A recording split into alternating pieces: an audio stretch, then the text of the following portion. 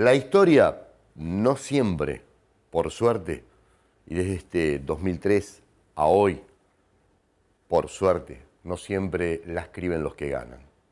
Y vamos a hablar con Marco Aurelio Rosselli.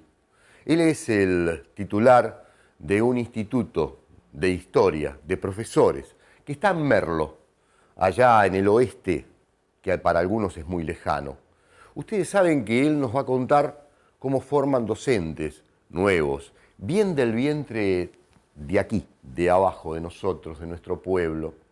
Te va a asombrar cuando te relate aquel que se recibió, el heladero, o aquel otro que tiene oficio y de repente hoy está enseñando la historia, porque sin historia no se construye una narrativa de la memoria. Bueno, este programa serán dos en realidad, porque vamos a hablar de la aventura de enseñar la historia desde lo nacional, lo popular, lo sudamericano, frente al imperio que siempre nos está acosando, y por el otro lado, robando la historia y la identidad y los orígenes y los símbolos.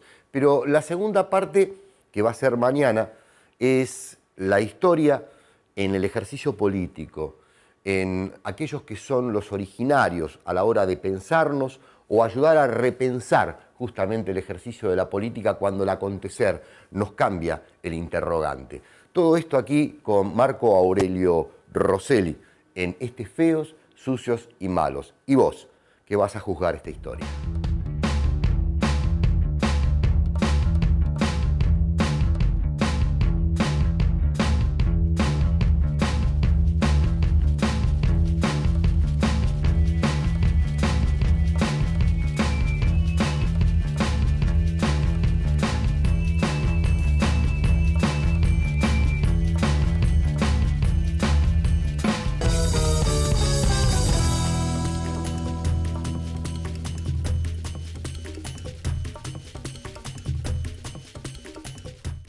Tal cual lo prometimos, está Marco Aurelio Rosselli aquí con nosotros.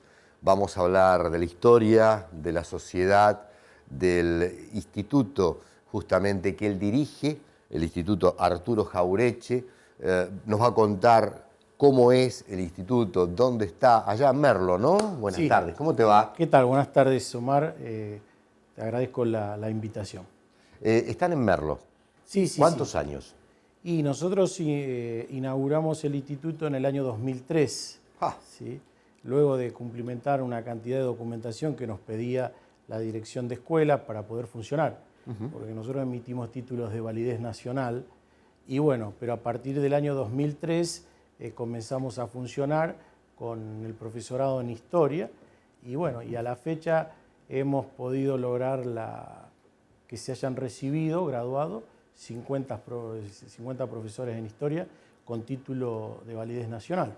Es muy importante. La cifra ya de por sí es importante, ¿no? Sí, sí, sí, sí. Es importante porque parece que no, pero hay 50 profesores que están en las escuelas del oeste, de Merlo, pero hay algunos que están en la costa atlántica, hay otros que están en el interior, en La Pampa, en San Juan.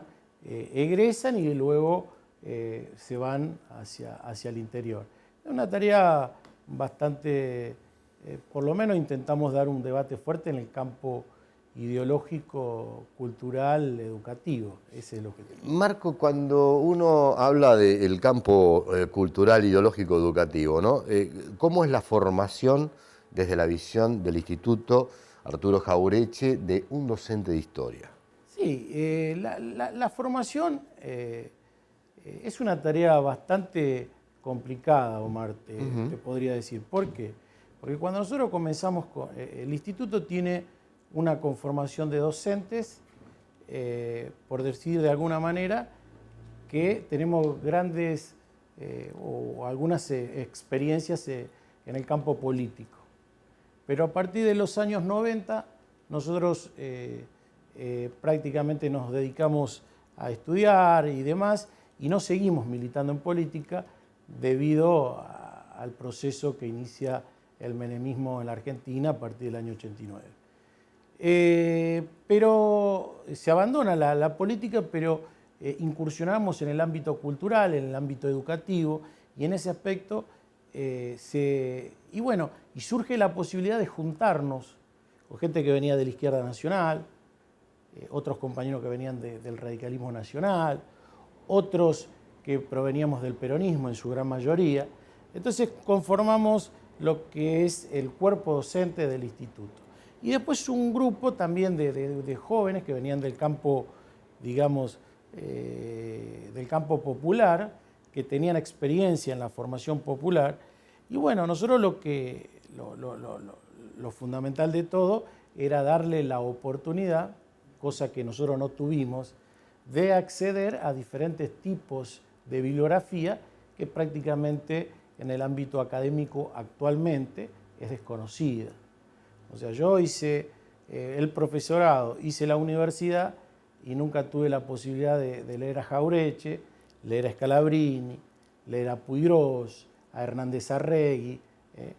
Y bueno, y nosotros, por supuesto que nosotros damos el material que se da actualmente en las universidades y demás, pero también le damos la posibilidad que el futuro docente tenga una conformación desde el punto de vista nacional, popular, democrático, incorporando a todos estos pensadores que realmente fueron muy importantes para la conformación ideológica que nosotros tuvimos, y de esa manera vamos formando a los profesores.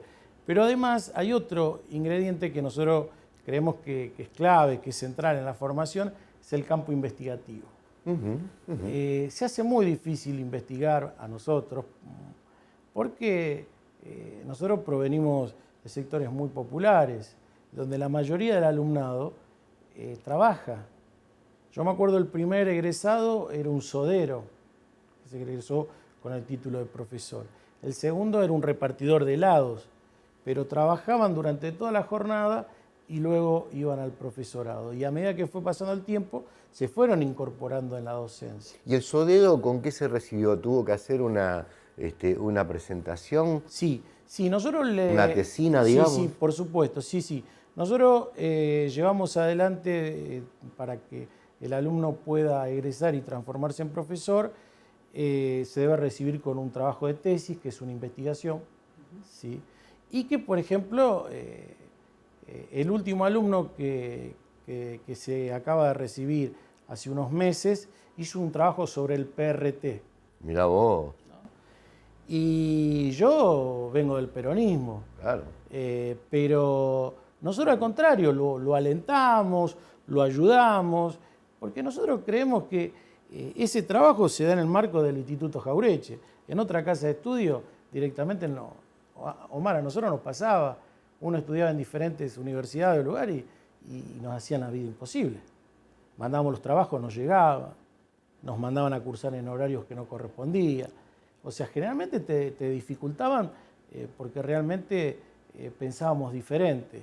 Entonces, nosotros en ese aspecto no, nosotros al contrario, todo lo que es el campo nacional y popular, nosotros, porque en general el alumno cuando entra al instituto, prácticamente, salvo raras excepciones, la mayoría de los alumnos no tiene una gran formación cultural o educativa previa y demás que diga que tiene aspiraciones a trabajar en un aspecto o en un área de la historia. Entonces, en el campo investigativo se hace difícil, porque una persona que trabaja 10, 12 horas y luego va al profesorado, ¿cuándo investiga? Sin embargo, hemos hecho trabajos de investigaciones, hemos participado de congresos que organiza la provincia de Buenos Aires, que organizan otras instituciones, y siempre centrados fundamentalmente en lo que es la historia política contemporánea, regional y local. Ahora, podríamos hablar también del método, ¿no? No sé ustedes qué piensan a la hora de ayudar al alumno a tener las herramientas, la brújula para la investigación. Pero yo no quiero meterme en el tema del método, me quiero meter en el tema de Arturo Jauretche, ¿no? Arturo Jauretche, digamos, si yo por lo menos humildemente lo tendría que definir, diría que es el hombre que propuso volver a pensar la nación desde el punto de vista del vientre popular, que propuso volver a la interrogante nacional frente a la cultura dominante y propuso construir una cultura para la liberación. ¿Cómo un hombre de semejante osadía intelectual y política interviene en la construcción de la memoria, que es la historia? Sí, no, yo creo que no solamente el aporte, ¿no?, de Jauretche es indispensable para la conformación de este nuevo sujeto que nosotros planteamos. Hay una gran cantidad de compañeros, ¿no?, que yo he mencionado. Digo, por ejemplo, Hernández Arregui, ¿no?, Puigros, el mismo Pepe Rosa, que proviene de un campo del nacionalismo de derecha y luego por medio de transforma ese revisionismo de derecha en un revisionismo popular. Escribí una revista para la revista Línea que dirigía Rosa. Sí, sí. Yo escribí una nota que fue central, perdón que haga esta interrupción, pero marca esto que acaba de decir, la evolución de un hombre, ¿no? Y la nota era cómo Martínez de Hoz había destruido la industria nacional, entre ellas un pueblo de Entre Ríos, Liebig. Liebig porque el descubridor del extracto de carne era un hombre de Inglaterra, von Liebig, y había construido un pueblo. Y ahí estaba la ganadería, se hacía el extracto de carne. Y yo hice esa nota, que fueron muchas páginas de la revista Línea, una revista pequeña, muy combativa, mostrando cómo Martínez de Hoz había destruido. Era tan importante ese lugar que miles de personas trabajaban, que tenía hasta un aeropuerto para aviones de alto porte. Y bueno, cuando yo llegué a Polo Liebig estaba totalmente lleno de pasto todo y había 10 personas. Y un día tomé un taxi y el taxista me ve con la revista. Me dice, no me digas que está leyendo la revista Línea. Y yo no sabía, me daba vergüenza. Sino, no, yo escribí la revista. Y el tipo termina parando el taxi, pidiendo que yo le firme su revista y no cobrándome el viaje. O sea, era increíble cómo esa revista andaba por los espacios populares. Sí, sí. Mirá vos sí. a dónde me hiciste ir, Sí, ¿no? Porque no, pero aparte fue una revista que marcó una época muy importante, ¿no? Esa revista en lo que es en Santa Cruz, ¿sí? Llegaba a Santa Cruz y la distribuía Néstor Kirchner en su Ateneo. Él era el que la distribuía, pero yo me acuerdo de leerla y de buscarla, todas las plumas que escribían, y era una bocanada de aire fresco en ese momento histórico. Y Pepe Rosa, por supuesto que le había dado como director de la revista una impronta bastante destacada, ¿no?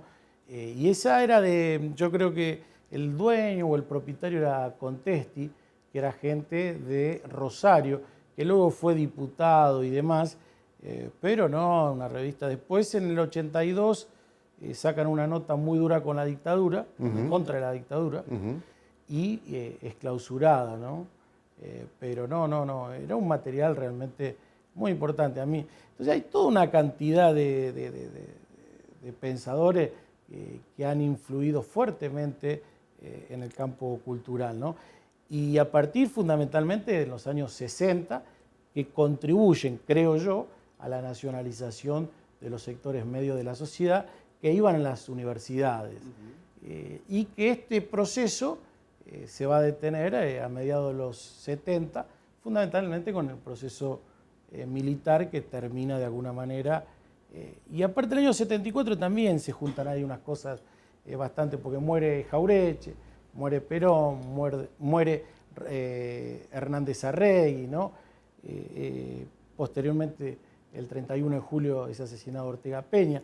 El año 74 es muy complejo porque muy complejo. se pierden... Es una gran bisagra aparte. Exacto, sí. Y después, por supuesto, el año 76 con el proceso, con la dictadura militar, que de alguna manera termina de ahogar fuertemente esa impronta que le habían dado en el campo, sobre todo académico, porque pensamiento nacional y popular ganaba en todas las facultades, el control fundamentalmente con la JUP y demás. Pero a partir de ahí y actualmente, Omar, realmente es bastante complicado porque, por ejemplo, actualmente la mayoría de las universidades sigue predominando pensamiento de Romero, de Tulio Alperindongui y toda esa gente que está dentro de lo que es la historia social, ¿no? Vamos a seguir charlando mañana con Marco Aurelio Rosselli y yo quiero, si ustedes me permiten, digamos, esto es una cuestión personal, ¿no? Mañana se lo voy a contar con detalle. Nos han dado un premio, un reconocimiento, Arturo Jaureche, a Mate Amargo. Y yo quiero que ustedes lo vean porque este premio tiene que ver con aquellos que no quieren perder la memoria y que están dispuestos a recorrer la historia. La historia tiene una literatura. El tema es si la escriben los que ganan, la cuentan los que ganan. A veces los que ganan no son los pueblos, o los pueblos construyen su propia literatura, que es una manera de recorrer su propia historia. Sin memoria y sin historia, es difícil hablar de liberación. Y creo que el segundo capítulo de esta entrevista contigo, Marco Aurelio Rosselli, es la liberación desde el interrogante dentro de la historia, en el día de mañana. Si están de acuerdo, a la misma hora, nos reencontramos aquí con otros feos, sucios y malos. ¿Sí?